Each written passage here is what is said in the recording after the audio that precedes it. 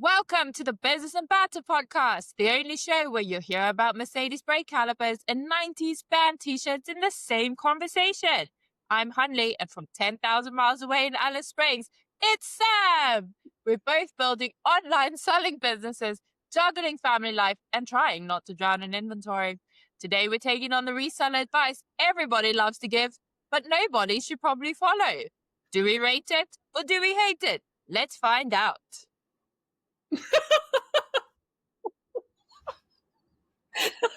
It's even better the second time. This is Game Show Hanley. So what we're doing is we're doing a new series where every week I'm going to give you the best suggested intro from Claude in my best game show voice.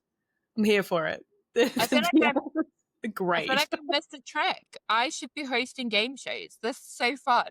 So fun. What's today's game, Hanley? Today's game is rated or hated.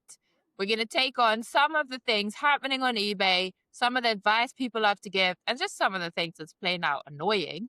And we're going to give some insight into our personal feelings about it. Not that our personal feelings matter to your business, but you can listen to them anyway, because I do love to give an opinion. Everybody knows that. Will there be any conspiracy theories making a... I cannot stop myself. I didn't plan any, but we're just going to go where the road takes us. Okay, can't wait. So we're going to start this one off strong, Sam. This is a strong one for me.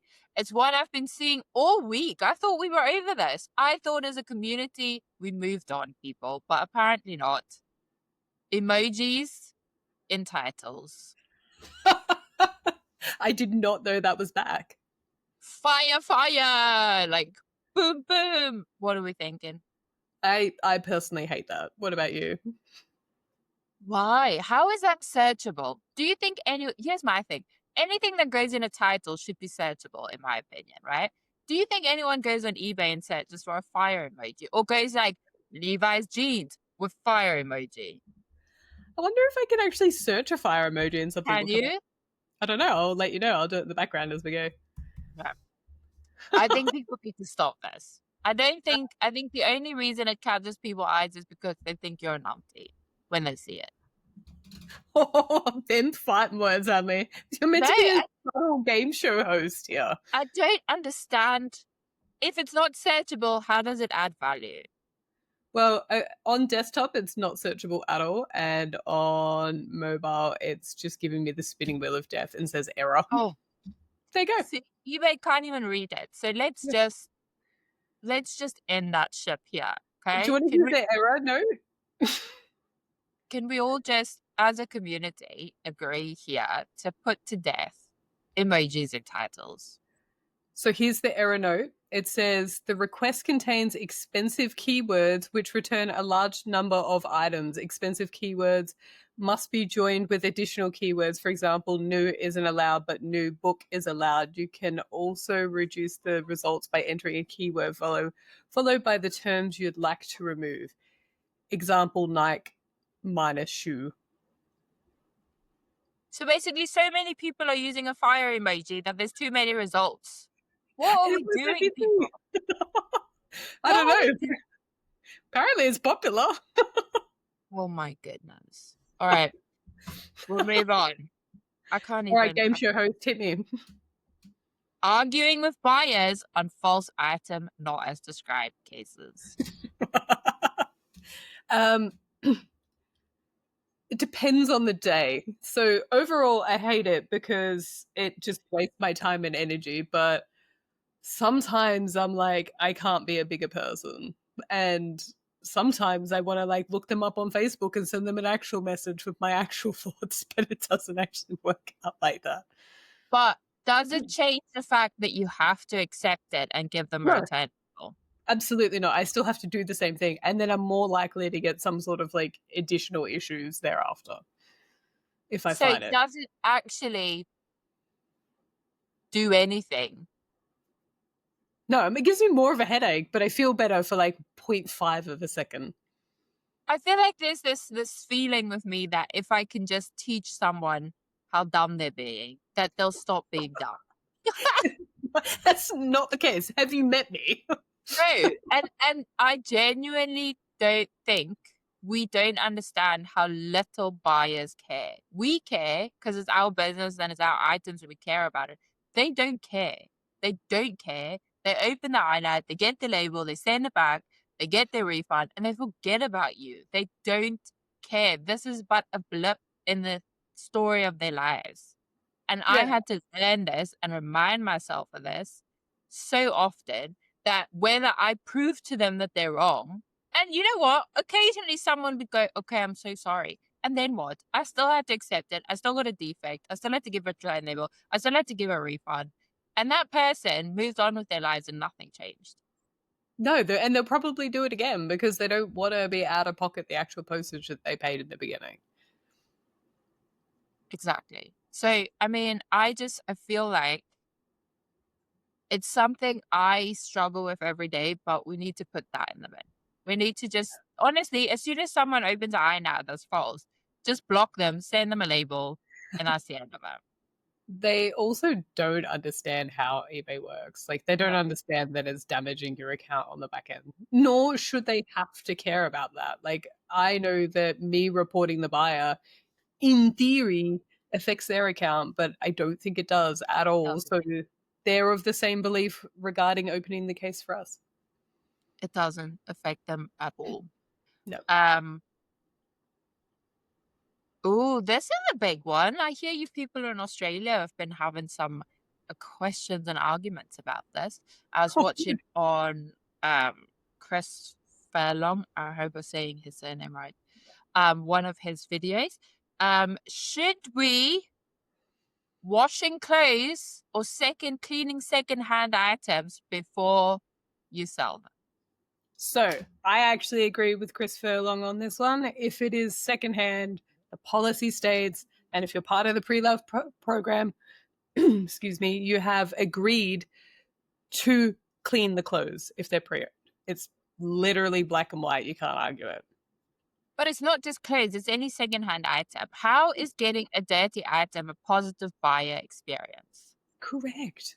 Also, like, if you're thinking about the first one where you get the INAD, like, if you can do everything you can to mitigate that, to avoid the first headache and the first argument, then just wash the piece of clothes. It's going to be the best that it will ever be. Just, like, don't hide the defects because you're going to get it back anyway. So don't bother. But surely that's just part and parcel of selling used items. How would you know, Hanley? You won't touch used clothes. Correct, because I don't want to. And so I don't sell it. And because I can't be asked to clean it. So I chose something else. So in the pre-love partnership program, you sign a contract saying that at any time eBay can reach out to you and say that they want a copy of how your like policies and procedures internally in your business will display and show them, eBay, how you launder the products. So you'd have to give them like an SOP, standard operating procedure at the time. And I'm like, sure, what do you want, a photograph of my washing machine? Like, seems like a bit of a silly question, but like, it's there and they can ask for it at any time. So I don't like doing it, trust me. Like, we do 5 to 6 loads of washing every day, but I have to do it. Yeah, I think if you choose a niche or certain items, then certain things come with that.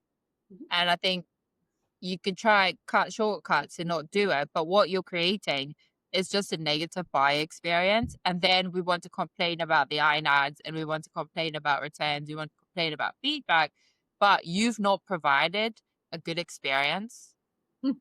Yep. If you received it, Hanley, and like, let's just say, for example, you purchased a pair of jeans, and as I mentioned a couple of weeks back, if you were to then take those pairs of jeans and like turn them inside out and all this like dead skin cells flicked up into the air, how are you going to feel about that? I cannot. The argument I hear most of the time is that people will wash it anyway. They probably will, but it doesn't defeat the fact that they shouldn't receive a product that has like deodorant stains or like skin particles in there or tissues in the pocket. Like, sometimes you'll find money in pockets. Like, wash the clothes. You can just give yourself a little bit of a bonus there. I can't deal with that. I feel, no, guys, please, just bullshit. Vinted is so bad for this. Vinted is so bad for this. People literally selling their second-hand clothes they took off last night from being in the club. And Yeah. like, it's just manky. People just be better. Whatnot's very similar in Australia. Like they're selling stuff because there's no like, and I'm buying off Whatnot, and I'm receiving products that just with the most basic of laundry, they could have got a much higher sale price because the mark that they're like, oh, there's this mark washed out without any treatment. So even just on that point of view, like you're then elevating the product to get a better sale price for it. So clean your items. That's what we're getting to. Next one is staging of photos, whether that is artificial backgrounds, putting them on mannequins, some people model stuff themselves, versus just plain product photos. Which one am I hating and which one am I rating? Staging. So it's I hate staging. Mm-mm. Why? I think it's twofold. It's first off the time it takes. It's inefficiency. But also, I don't want to create unrealistic expectations of the product. I don't want to make it look better. And this I actually learned from Taking Sports, where if you just give the most realistic, in some cases even undersell, that back again, the buyer experience is so much better. If I go put this is my issue I have with white backgrounds and stuff, right? If I put something on a white background, people automatically think brand new. True, because they're conditioned to think that Yes. with online. Yeah. Yes. And so even if it's a used item, or I sell a lot of items that's new other or out of box or whatever it is, when I see something on a nice white background with good lighting, I automatically, my brain thinks new. And then I can go read that it's used, but my expectations is now already so much higher. That's a fair point. I hadn't actually thought of that. That's really interesting. I don't do it just because it's so time consuming and clunky, and I don't really have a place to be able to do it that would fit this giant board for, like, say, pants and the mannequin in the same location so that I wouldn't have to move. And because when you do volume, there's so much in like not moving and just like the flow. And like if I used to, right here where we're sitting right now, I used to stack the clothes here and then I moved them just here behind us, and simply not taking the 10 steps back and forth between these two locations saves me 2 weeks a year in time. So imagine how much time it would cost me to put them on mannequins. Crazy. So there's two things I would say. First of all, people are now using AI to put their used clothes on models and posting those pictures and videos. Yeah. Yeah, I do that for the markets, but it's advertising. Yeah. So I don't know. I think you can very easily see if something's AI. And I think that puts me off because it makes me think it's rubbish. I wouldn't do it as like a buy this shirt. I've done it for a marketing style. So it's like, we have this type of product at the market. You can come buy this type of product. That's it. But in I the wouldn't market, do it on eBay. the market isn't online selling. They can actually touch the products. So I think that's Correct. different. It sets the expectation differently. Even if they see that and they come, they can actually touch it and feel it and put it up against themselves. And so I don't feel like that's creating an unrealistic expectation because they'll have it in hand. Where online, you're creating an expectation that that person's going to look exactly like that in this outfit. What about stock images for the same reason? See, if you have a stock image, I think brand new. And then if you send me a used item you didn't watch, I'm raging. You're the perfect person to discuss this with because you don't sell clothing and you buy online. Yeah. Exactly. But also that being said, I bought a lot of secondhand clothing and I actually quite like on Vinted when someone's wearing the item. And I know that sounds weird because someone's got it on, but sometimes I'll see pictures of someone wearing it and they're similar to me in like height or shape or whatever. And I think to myself, actually that could work for me. To be very honest with you, most of the times I just go see if you can still buy it new and I'll just buy that. But if I can't, then I will buy it and I wash my stuff anyway. But most of the time it comes washed and clean. So I think certain clothing items are very hard to understand flat laid. And I think that's where a lot of the clothing returns come from, because a lot of the time people say it doesn't fit. It does fit. It just, the fit of it is not For sure. how It it works. doesn't fit them in the way that they thought it would. Yes. Yeah. And so doesn't wearing it or a mannequin. But then people clip stuff on a mannequin in the back, and now that's not real. That's because you might be putting a size 16 dress on a Yes. size like 8 mannequin. So you have to clip it in the back or else it wouldn't fit at all. It would just fall down. Well, don't worry. Pretty soon we'll just have robots that you guys can dress up, and like it'll dress itself and then just pose, and like, AI is taking over the world. Well, while they have robots doing that, I'll just have robots doing my laundry, making my dinner, and I'll just stay and photograph my items on the flat lay. Yeah, they can just do everything for me. Correct. It can do my 6 loads of washing. How great would that be? Oh, so good. Let's move on to sourcing, handpicking, bulk buying. Which one are we doing first? Bulk buying, obviously. Well, you give me 2 options and want me to rate them or hate them. Have you ever held a game? Well, you have to rate one and hate one. That's why you get 2 options, Sam. You're playing a different game. Totally. Someone didn't read the rules. There was no rules presented to me. There was just a one-line text. I thought we both bring common sense when we come here, but obviously I don't. I'm very factual. I prefer to handpick. I rate handpicking over bulk buy. So if it's between the two, bulk buy, hate it. Handpick, rate it. I rate bulk buying because I can't be asked to go pick stuff, and it takes less time, and I'd rather process than spend all that time handpicking and touching stuff. This is one of the big fundamentals that we differ in, and I find it so fascinating. Yeah, because you've said that every big seller that you know buys in bulk and monetizes the stuff that they can't sell. Correct. And I find that so interesting because it's very few people in Australia who do that. I don't know any big sellers who are doing over $500,000 a year who handpick their own items.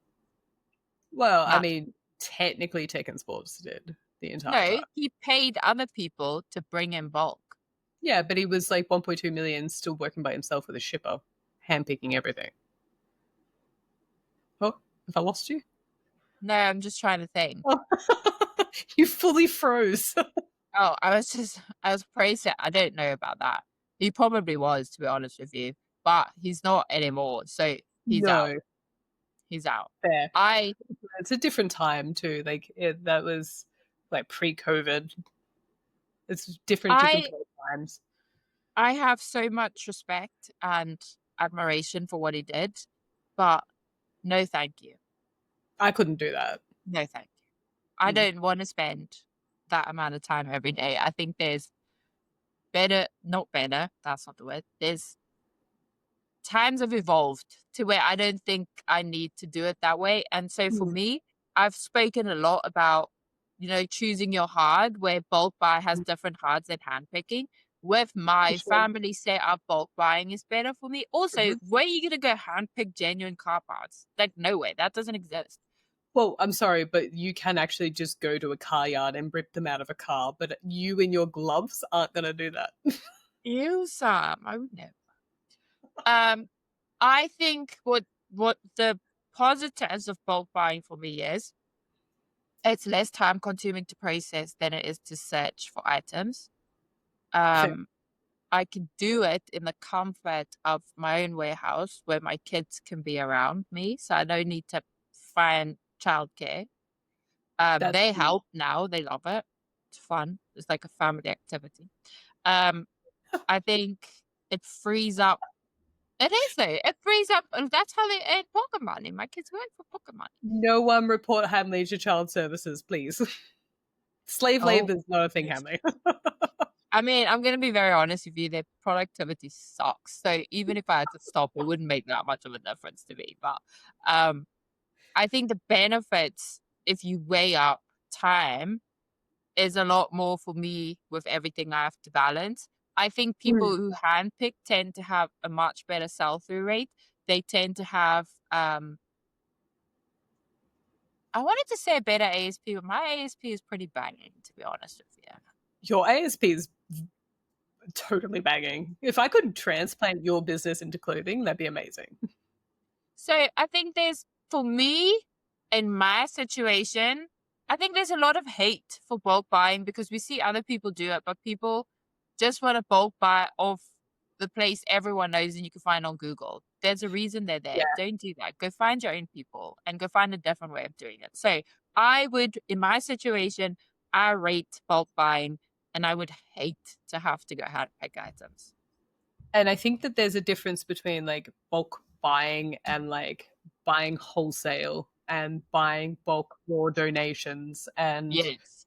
like it's different and you have to tackle each of them differently. And like with raw donations, you're going to have a lot of stuff that just needs to be disposed of, and you need outlets and channels because you can't monetize all of it. Like you might be able to sell it off to say like a rag house or something like that, but largely you're going to get cents for the remainder of it. So you need your hit rate to be high enough to be able to justify buying hundreds of kilos of clothing.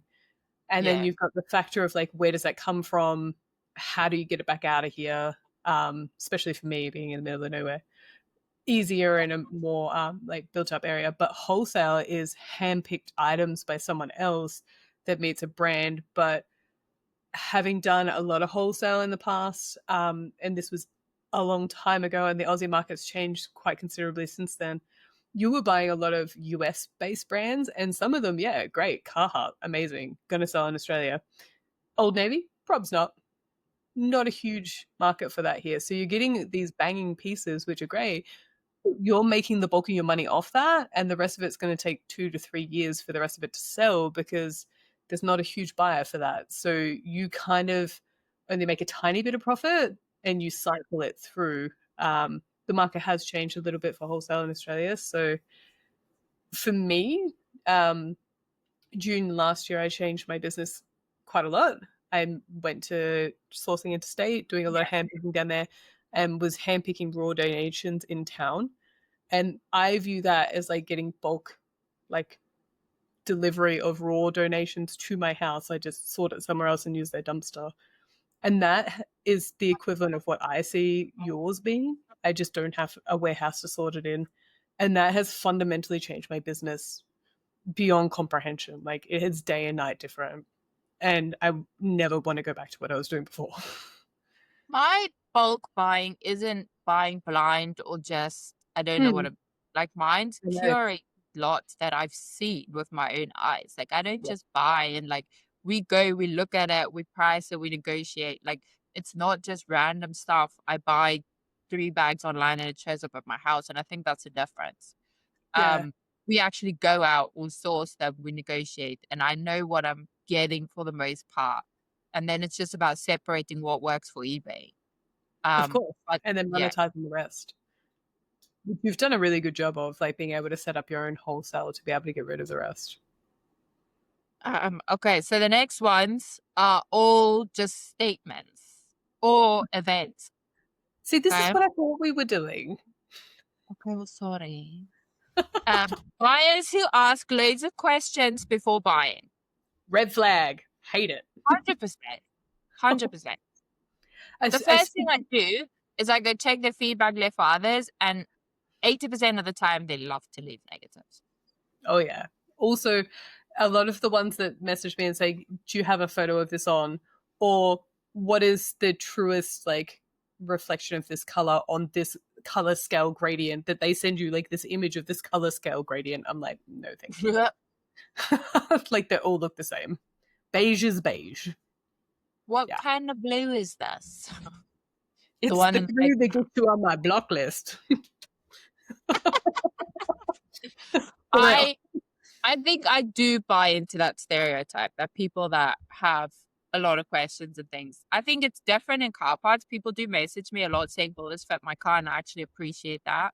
They send me the registration. I could check. I appreciate you. I love that you want to know. Someone who asks me, where exactly on the car does this fit? Could I could I amend this to fit it over here? Will it work on that series? I know it's a different brand, but they're actually the same type of car. And I have a blue car and I know this is red, but can I just spray paint it? And I'm like, no, no, no, no, no, no. Seriously? No, for real. You are trying to be something you are not. Go find a mechanic and like, you need help. Stop. Just stop what you're doing. Wow. Or they That want would to be buy like like me full asking. on. They want to buy full on wiring kits, like to rewire a table for a car. And they're like, can I just No. do this at home? No. Absolutely not. That's hyper illegal. Because if they buy it and they're like, oh, I don't know where this wire goes. Can you show me where? And I'm like, no, I sell parts. I don't install parts. There's a difference. No. There's a lot of that with selling technology-based stuff as well. Like if you sell like a laptop, you're on the line for them to be like, hey, I can't do this. It's like, I don't care. I just sold you the laptop. That's on you. It sounds like a personal problem. Also, some of my favorites is thinking back now is someone who had a million questions before the time. This was when I wasn't as wise. And he bought the item as an indicator light. And he got the item and he sent me a picture and he's like, you sent me the wrong side. This is for the left and not the right. And I was like, you're holding it the wrong way. That's literally what I said. And then he replied and he's like, oh, yeah, okay, sorry. And I never heard from him again. And I was like, you just turn it. Like, just You must have such patience. just like, and I was like, you know what? That was one of the moments I realized some people are not meant to be my customers. Yeah, I got an iron ad literally 2 weeks ago, and the person's like, these are not a size 9. It doesn't say size 9 anywhere, and sent me a photograph of the shoe. And in her photograph, you can see it says size 9 on the sole of the shoe. Like, it's a 9. There's no disputing that there's a 9. Oh, my personal favorite this week was, is this the left hand wing mirror glass, like the glass for your wing mirror? Is this for the left side? This is after you got the item, right?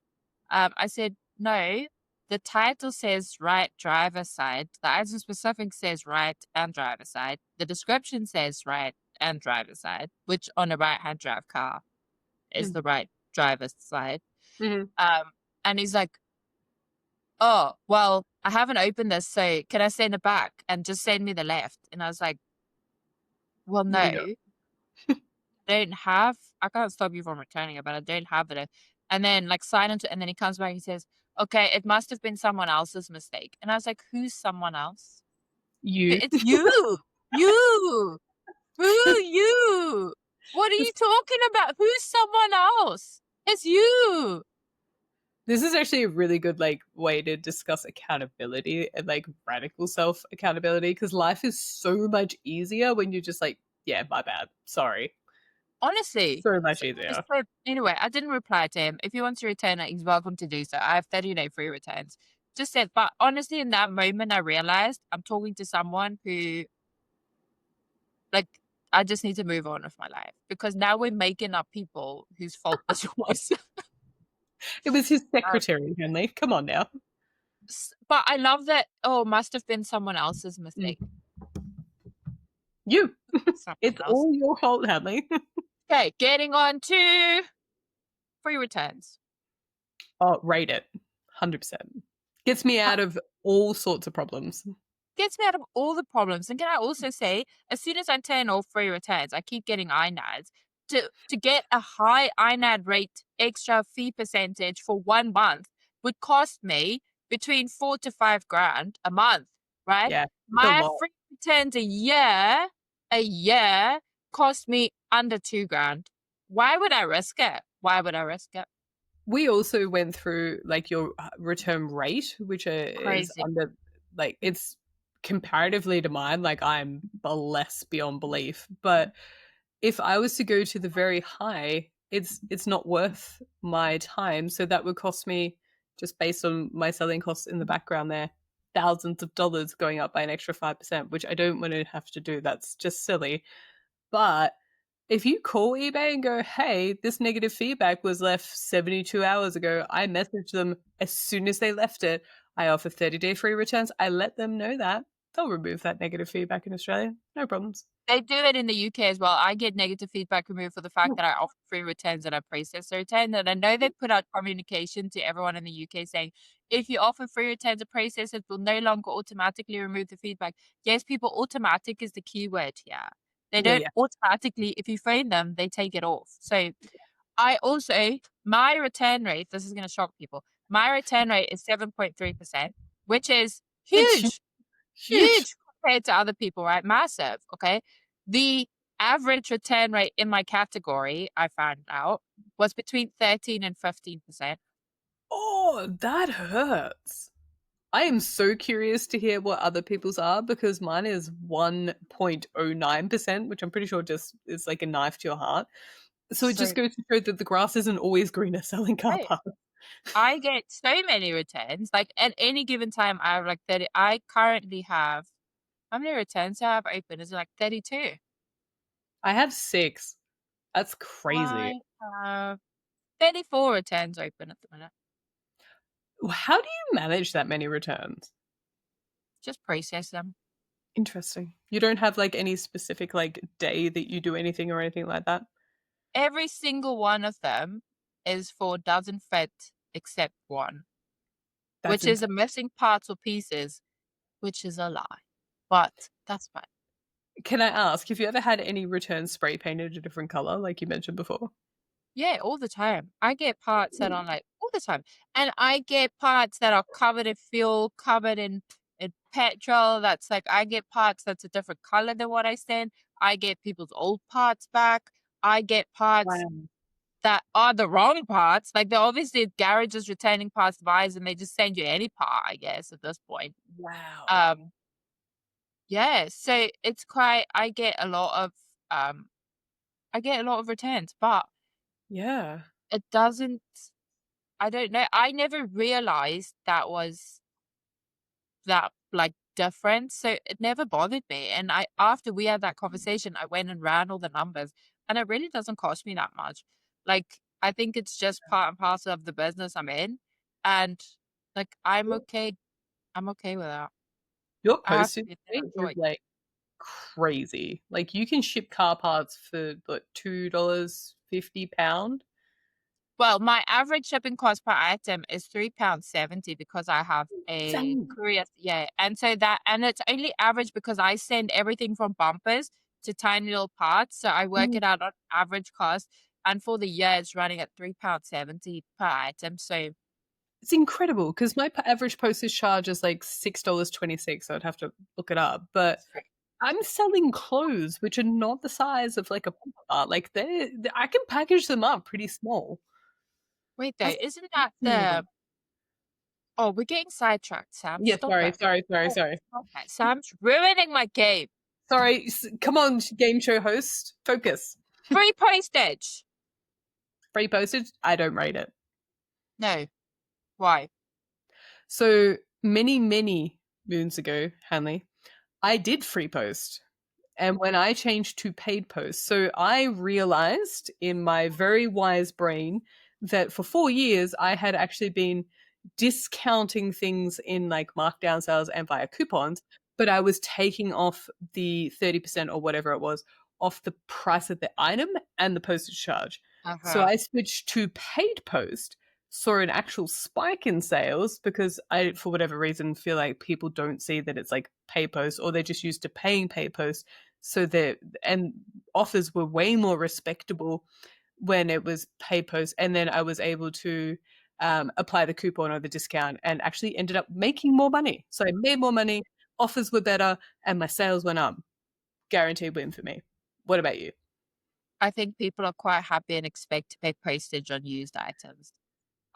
That's my stance. I think it's product dependent. My new items, I think people expect free postage on new Mhm. items. And I've seen in my category that worked really well for me. My postage Mhm. cost is so cheap that I'm quite happy to work that into my thing. But I do think used items, people are more than happy to pay the postage on that. So The other thing is that when you get a return, you can withhold the original postage paid for doesn't fit and stuff like that. So if I was to do free post, I would have to then return the entire postage that the person paid in the free post version. So if I have around 50 um, per quarter, 50 returns per quarter at a $6 average, that's like $300 per quarter. So I'd be out of pocket like $100 per month. So I would rather keep that $100 as well. So it's just an extra like piece of cake in my pocket. So, fun fact, in the UK, the consumer distance selling regulations say that you're not allowed to keep original postage. So we have to refund that anyway. What? And it's not eBay, it's the law. So we have to fully put the customer back in the position they were in prior. But we're not allowed to withhold the postage at all. Even if it's buyer's remorse. Correct. Wow, that's so fascinating. But I want to make this very clear because people hate on eBay for this. It's not actually eBay. It's the actual distance selling regulations. So that sucks. So it doesn't matter. That's why I'm like, free postage. What does it? I don't care. It doesn't matter. For sure. Yeah. Wow, that's crazy. There's a lot of disadvantages there. Yes. Okay, next we're gonna have to do some quick fire ones here because like we're sorry. Sorry. Well, there's gonna have to be 10 episodes. Stop being so enthusiastic, Sam. Please, just be I'm a black. great contestant Just of be one. black. Never accepting offers below a certain percentage. Hate it. I don't understand people who just like would rather have an item than the money. I struggle with that so much. But some days I'm so angry at the world that no one's getting any offers. Everyone's paying full price. But like full transparency, I went through like a 8-day period of like my sales being quite down, and if I had the auto decline, I would have not been able to accept the offers that gave me some money, and I have bills.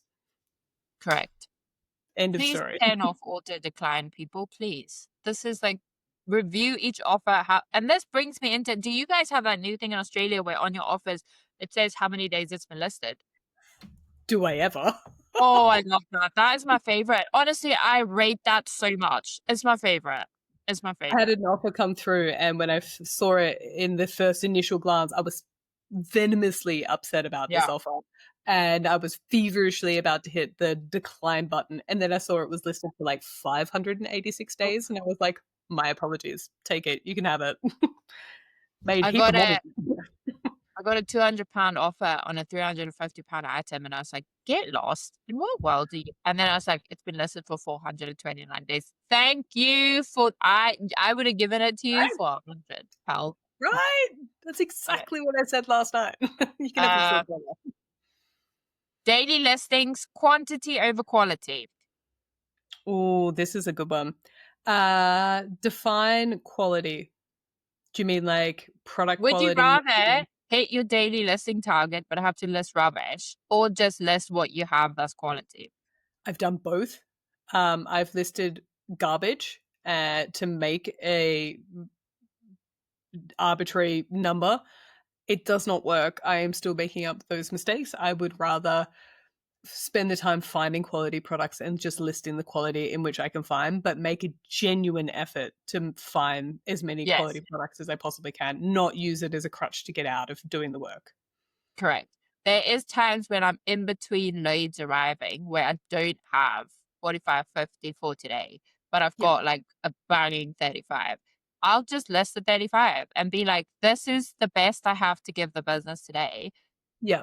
My OCD means that when the lot comes, I have to go make up for them because I cannot deal with this. But I'm much more so this year understanding doing more isn't always doing your best. There's busy, and then there's just being busy. Niching down or diversifying? Define diversifying. Do you mean so selling everything or niching down? Niching 100%. I just think it makes life so much easier.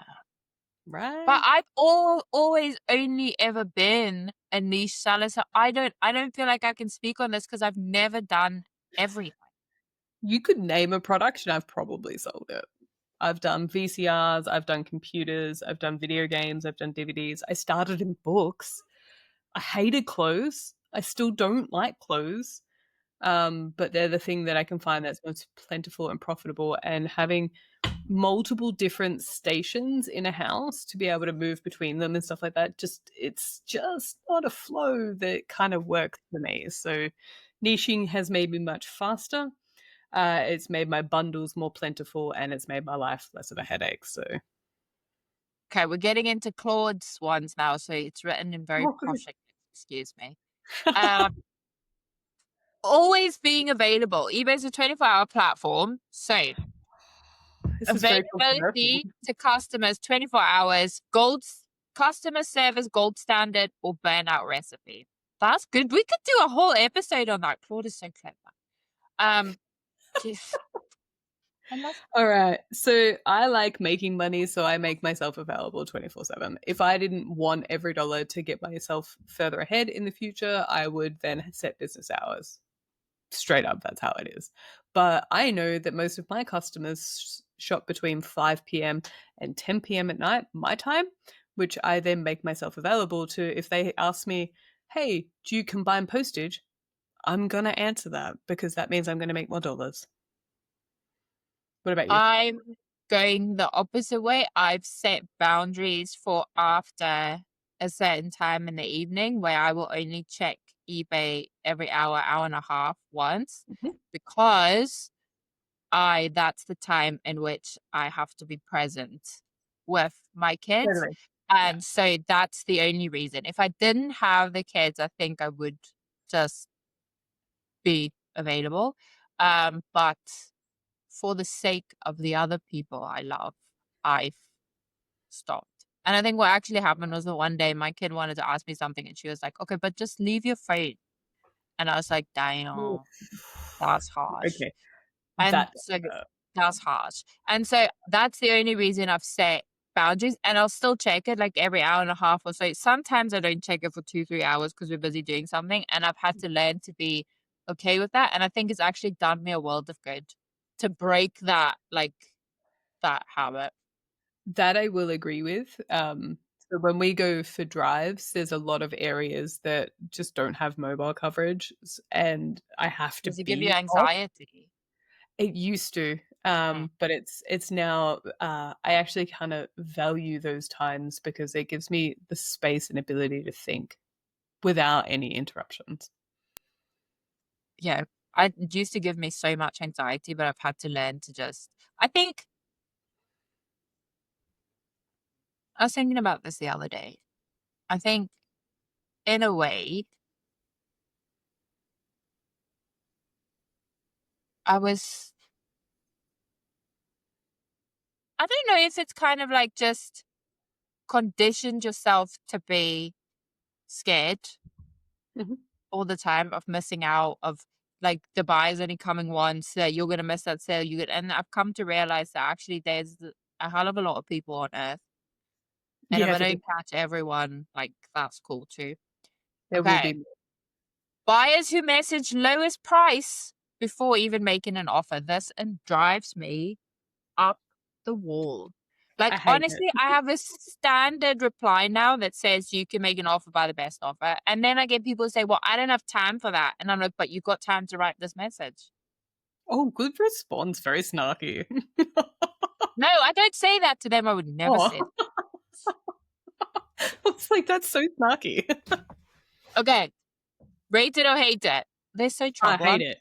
I hate Trouble. it. I have the same response to you. I find that usually those people message because they're actually unable to send an offer via the best offer Yep. because they have unpaid postage strikes.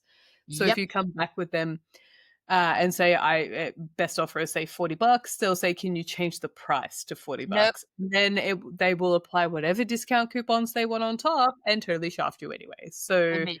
No. they can just send it via the best offer feature. And if they come back to me and say, well, no, I want you to tell me, I'll be like, well, then the transaction can't occur unless you send it Yep. via the best offer. Done. This is another one of my favorites that seem to have migrated its way from Facebook Marketplace onto eBay. Is this item still available? Oh my God, I get that all the time. Like at least daily.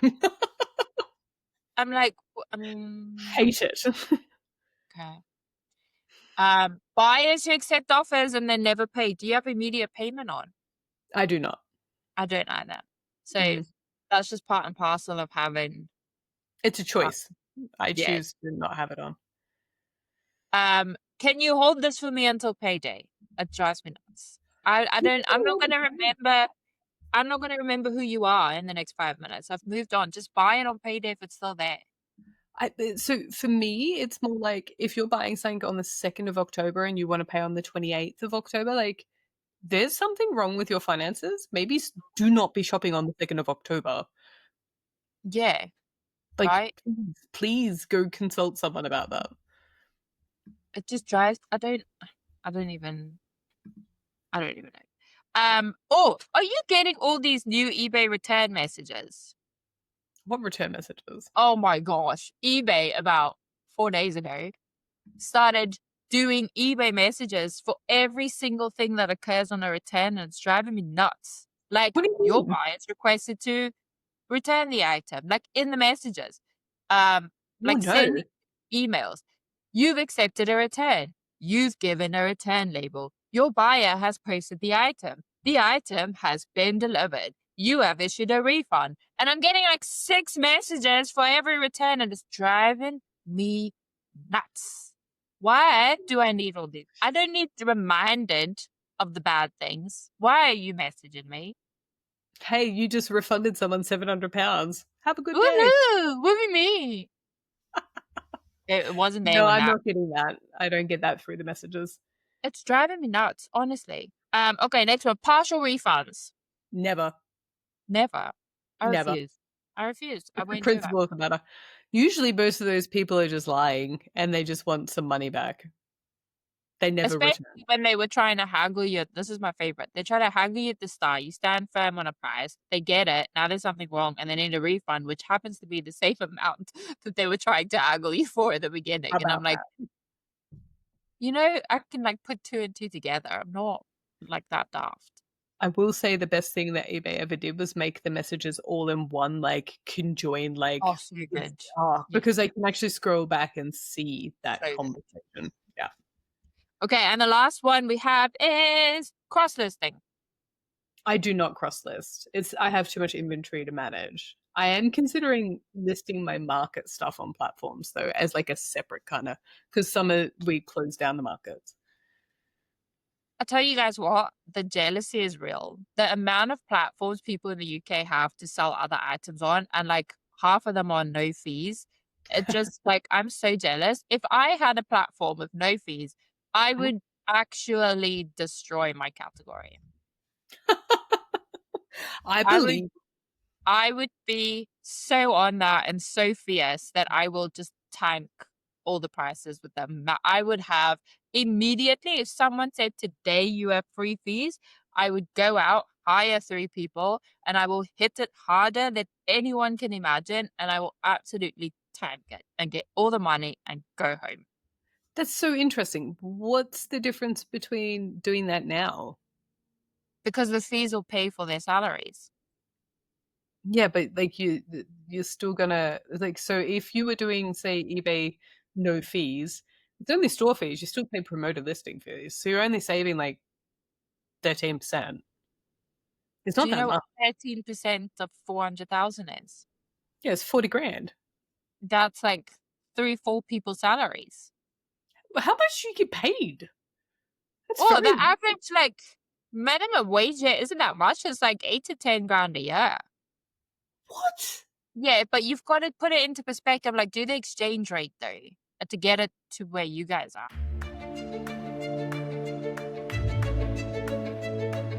Please edit that out. I might. But for real, like, that's like 16,000. That's like what a casual like 13-year-old earns, Hadley. That's not what like a full-time staff member earns. Yeah, the salaries here are absolutely crap. But imagine the That's damage. insane.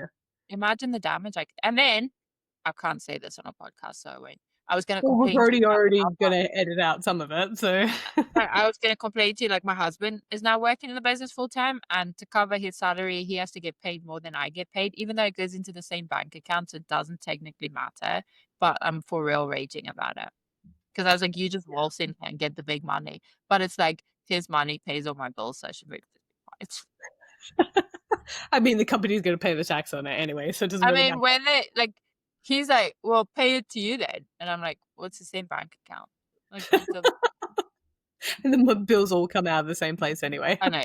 We just not okay. Anyway, thank you for coming to our Painted or Rated game show. So we should get other people on to come play. I would love that. Could we do like reseller game show? Yes, let's do it. Let's just do like a sub like podcast, which is like the Yes. reseller game show. Let's call Once this. We can call this episode the reseller game show part 1. yes, let's do Done. it. And once a month we're gonna do this. We're gonna get some people on. If you want to play along, hop in the comments. I've got some people I'll invite. We'll have a great time. Anyway, thanks guys. This was a bit quick and fun, but sometimes you just got to keep it light. Life's been a bit tough for us both this week. It's been a bit hectic, and we just don't have the brain capacity to be motivational today. So what you're getting is just fun. I hope. Have a good week. Bye. Bye, guys.